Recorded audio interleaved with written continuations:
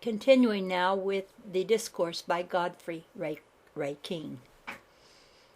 You must learn to get your guidance and directions right here in the thick of it, and not feel any self-pity when the going gets rough.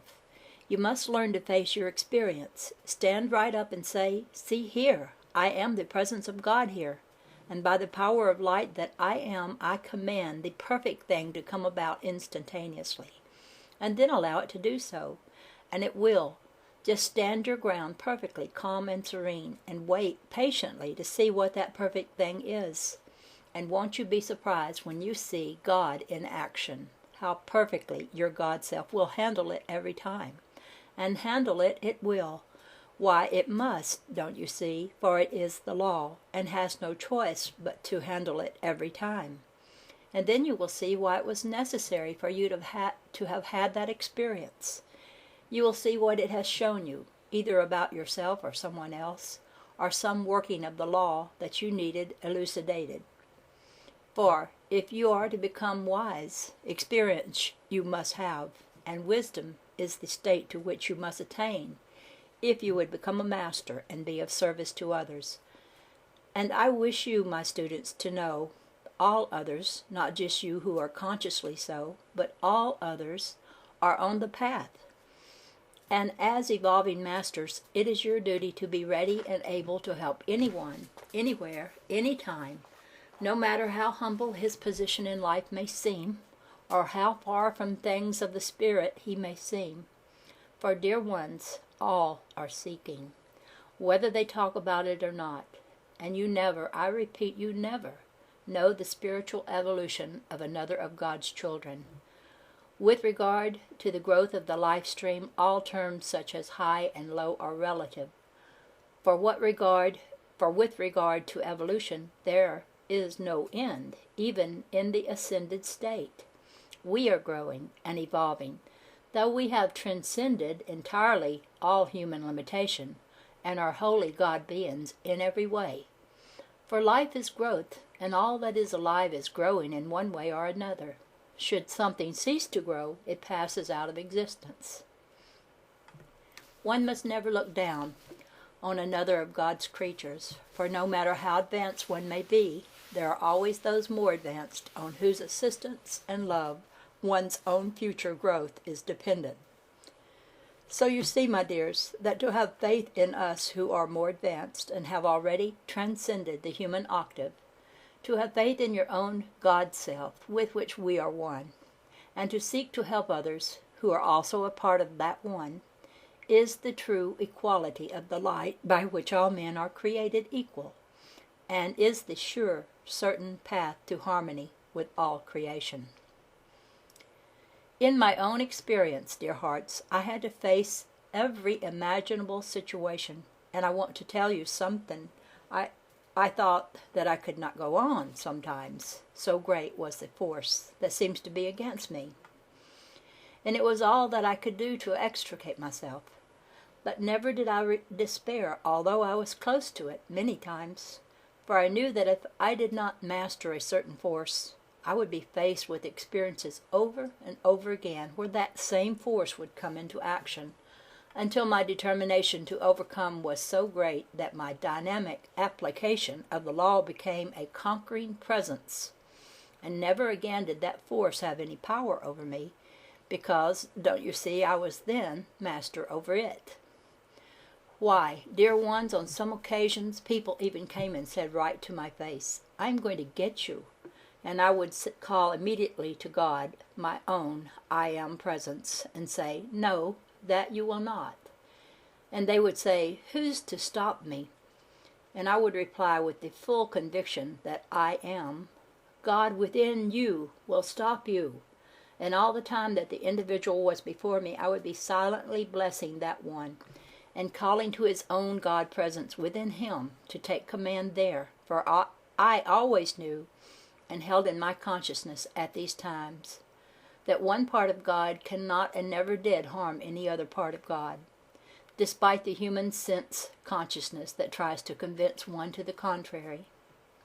And my inner faith in this would be so firm that as a result of this consciousness of God in action, I am, the action of the light within us both would be so intensified, and we would be so raised that not only would I be invincibly protected, but the other individual would beg for forgiveness and be a changed person from that time on. And you can, each of you, do the same thing, and I tell you that you can. Once, before a large audience, an individual aimed a revolver at me, and though fully loaded, it refused to fire when the trigger was pulled. My life appeared to be in grave physical danger, though I knew that it was not. For through my intense previous application, and through the electronic shield that I had generated through that application, I was invincibly protected, though I made dynamic application at that moment. Nonetheless, you dear ones, can be sure. You see, through sincere, daily, nay, continuous effort and application of these great laws, I had brought into my world that calm, certain faith which I always sustained, that certain knowledge of the reality of God in me, and so ever was and ever shall be. You can be sure of that now, invincibly protected and victorious in the light. And so will it be with you if you make continuous application. For as you learn to make your meditation a prayer without ceasing, you become a divine storehouse of energy so charged as to act or assume any form instantaneously at the bidding and under the direction of your own God self. There are some who are now children who, as their parents raised them in the full knowledge of the use of this law, will be able to exercise their natural God consciousness in the precipitation of whatsoever they may desire. And in these cases, I dare say, the parent will learn from the child. And that is one thing about this great law. Even a child can understand it. And that is the identifying trademark of all our teachings. Simplicity. Why, dear ones, I have seen children of 4 and 5 years of age use these simple affirmations and achieve results that leave their parents amazed. And then you can bet that the parents get busy and make their application too. What could be more beautiful than the pure manifestation of the living Christ in all its childlike simplicity and grace? And it is this childlike faith that you must have. First, you use it on small things, and when you discover that it works, then you use it on larger things. And in this way you build faith, and faith casteth out all imperfection. You know, dear ones, what mankind needs more than any single thing is faith. Yes, of course, love is needed, but faith is a form of love, that form of love which casts out fear and doubt, the absolute knowledge of the presence of God within.